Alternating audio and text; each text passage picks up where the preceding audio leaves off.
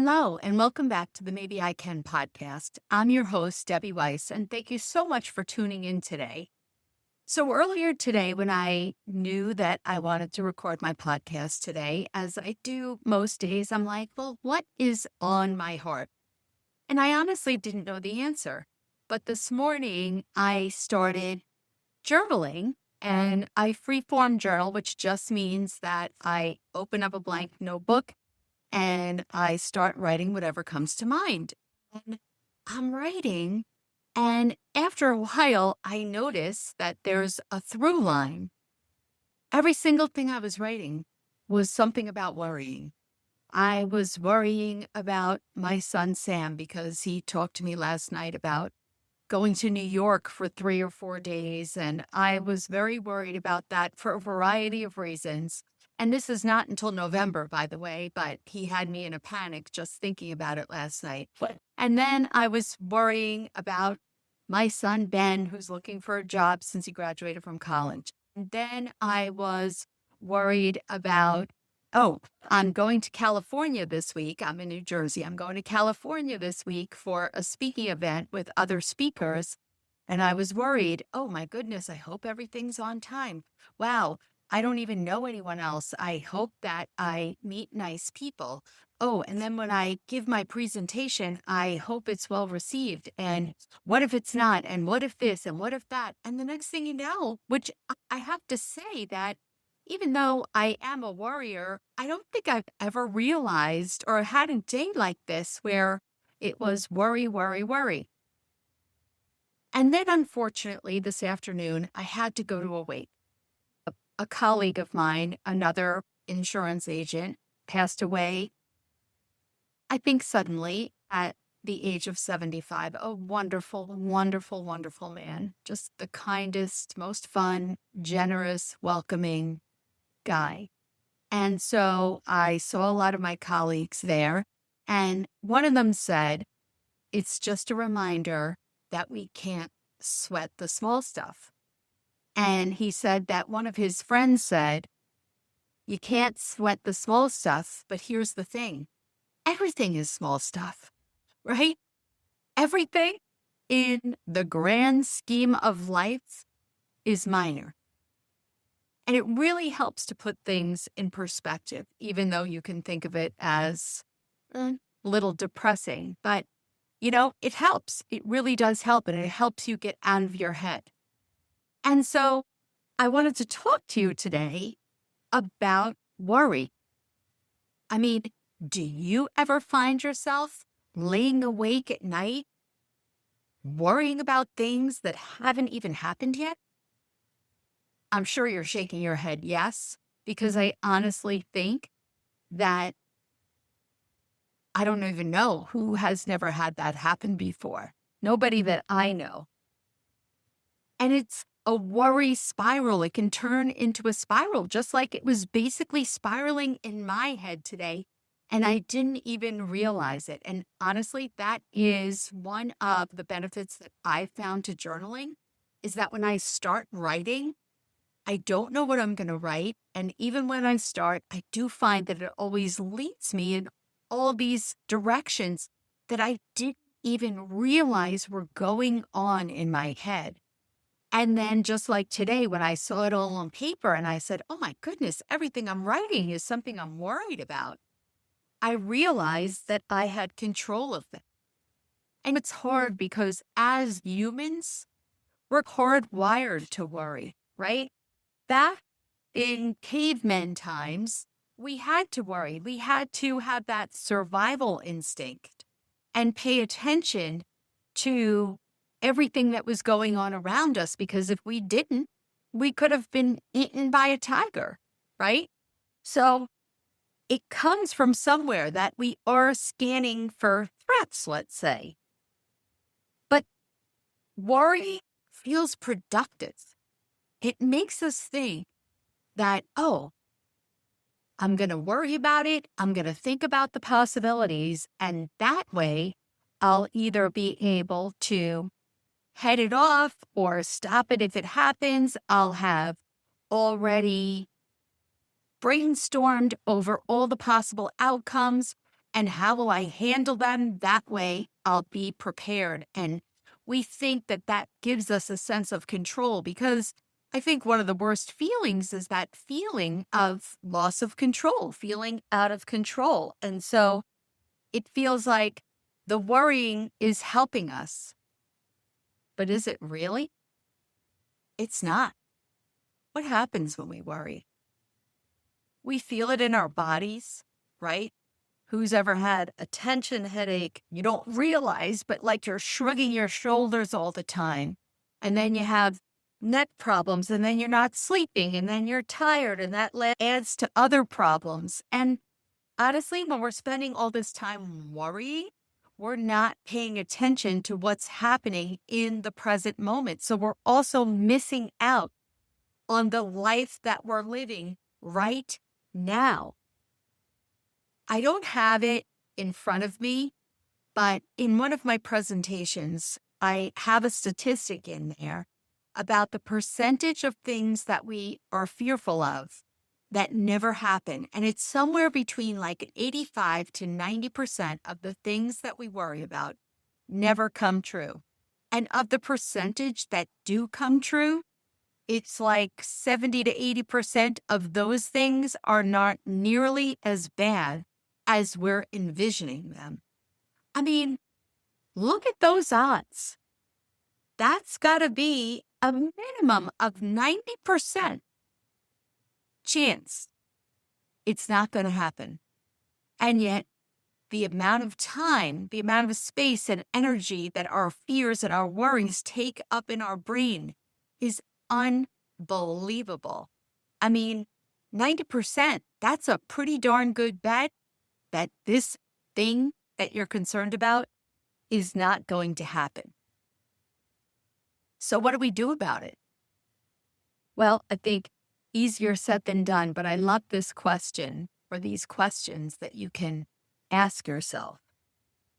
You can ask yourself, will this thing I'm worried about matter a week from now, a year from now, 5 years from now? I'm sure if you look back, even a week ago, can you remember what you were worried about a week ago? I don't. I have no idea.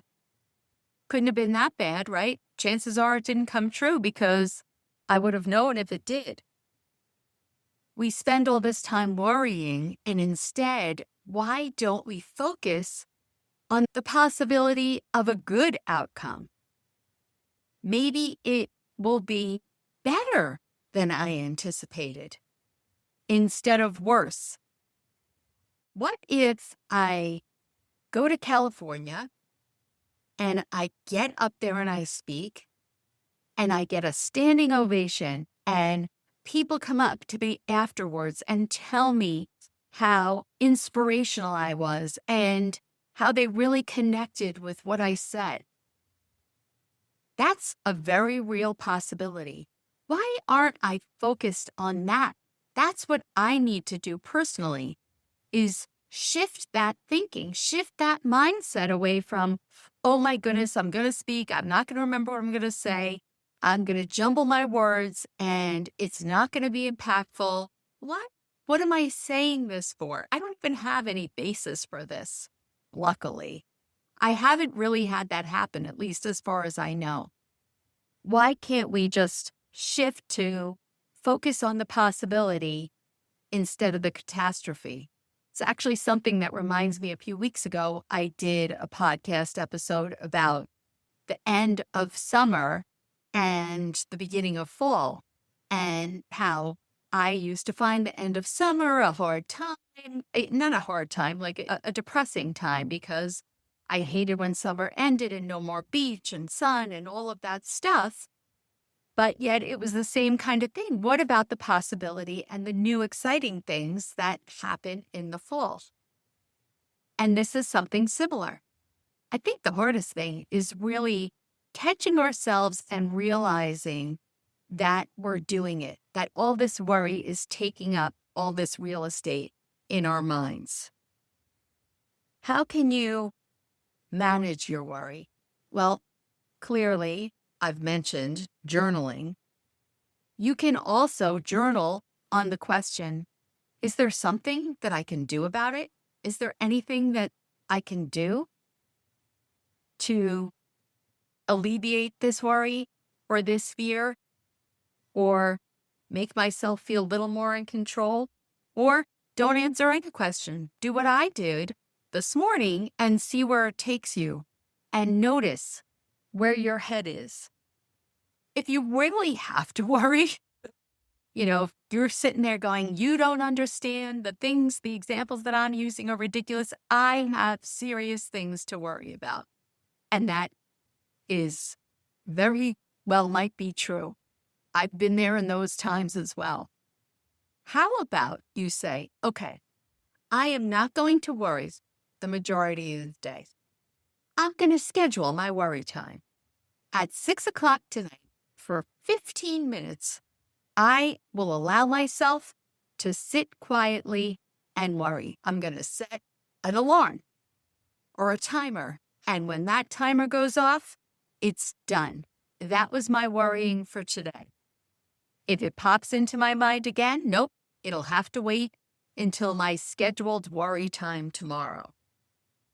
Of course, breathing, meditation, that does really help. I never really understood how breathing can make a difference.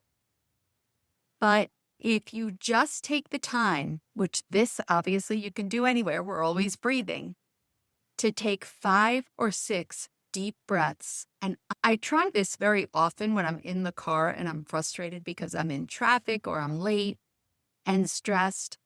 And if I just take those 6 deep breaths, it's incredible how I can actually feel my nervous system, my whole being, just relax. And I feel so much calmer.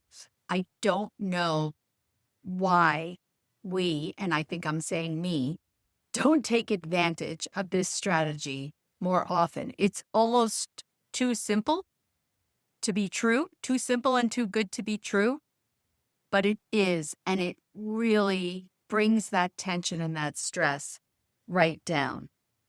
A gratitude practice. Instead of focusing on what you're worried about, focus on what you have to be grateful for. Because even if you're in a place of a real hard time in your life, and of course, going today to this week reminded me of those last several weeks of my husband's life. And when it happens, then, you put yourself right back when you were in that situation. And I remember how I felt at that time. And even then, I had something to be grateful for. There's always something to be grateful for. It could be as simple as you're grateful you're alive. You're grateful you're not struggling to take that next breath. Just go outside and look around and realize the beauty that is around you. Think about your loved ones. Think about those people that are supporting you. Think about a good book you just read, or a song, or a TV show, anything. There's always something to be grateful for. And when you turn your focus on that, the worry and the fear start to take a back seat. If the worry is something that's solvable, take one step towards that solution and you start to feel better, because anytime you take action instead of just worry, you feel like you're more in control. You're now moving towards the answer to solving that problem. One little step, one little sprinkle. And look, remember, I feel like there's probably many cultures that have this practice of writing your worry down on a piece of paper and tossing it in the garbage, shredding it, burning it. I was going to say tossing it into the ocean, but we don't want to litter and do that. So there's no reason why you can't burn it, or I think shred it, rip it up, and toss it in the garbage. Maybe you've heard this story before. It's been a while since I told this story. I remember when my oldest son, Sam, turned 21, and he told me that he was going with some friends to Atlantic City. Now, you know your audience, right? I have two sons. If it were Ben who told me that his friends were taking him to Atlantic City to celebrate his 21st birthday, I would have had no worry. In Sam's case, I had a lot of worry. I was so incredibly nervous. I remember worrying and worrying all the way up to that, March is his birthday, that date in March where he was going. And Saturday night, when they were down there, I'm laying in bed and my mind just started taking me everywhere. Where are they? What's he doing? Oh my goodness, I know what's going to happen. He's going to drink himself silly. He's going to pass out. His friends are going to think it's funny. They're going to leave him by the side of the road. No one's going to pay attention. Something's going to happen to him. I knew I was either for sure going to get a call from the police or a hospital. I laid in that bed. I mean, my heart was palpitating. I was, unfortunately, envisioning these things, right? I was envisioning where he was, what he looked like, what horrible thing was happening. My heart started racing. And it took me a while, probably about a half hour, to realize what I was doing. And I remember that I did take those deep breaths. I did it. I did take 6 deep breaths, and it helped. And I reminded myself of the statistic that I just shared with you. And I realized if, God forbid, one of these horrible things that I'm envisioning are going to happen, me worrying is not going to matter. It's not going to help that situation. But on the flip side, with 90% chance that that won't happen, look what I'm doing to myself. I took the breaths. I made sure to turn my ringer on my cell phone up really loud so that if I was sleeping, I would hear it. And I decided I turned on the TV and I watched the Golden Girls. And I'm happy to report I fell asleep. The phone never rang. He turned 21, came home the next day, tired, a little hungover, but he had a great time and he was all in one piece. Worry is natural. I don't think that we can eliminate it, but we don't have to let it control us. So today, I want you to commit to release what you can't control and take one sprinkle-sized step toward what you can. I'd love it if you'd email me at debbie@debbierweiss.com. I've got a couple of emails in the last few weeks of people sharing things, and I'd love it. I'd love to hear from you. It really makes all the difference. So either email me, connect with me on Instagram at debbie.r.weiss. And for the rest of the week, I want you to not worry about a thing. I want you to keep this in the forefront of your mind, top of mind, and notice when you're doing it. And think about, hey, what else is possible? Make it a great week, and I'll talk to you next week.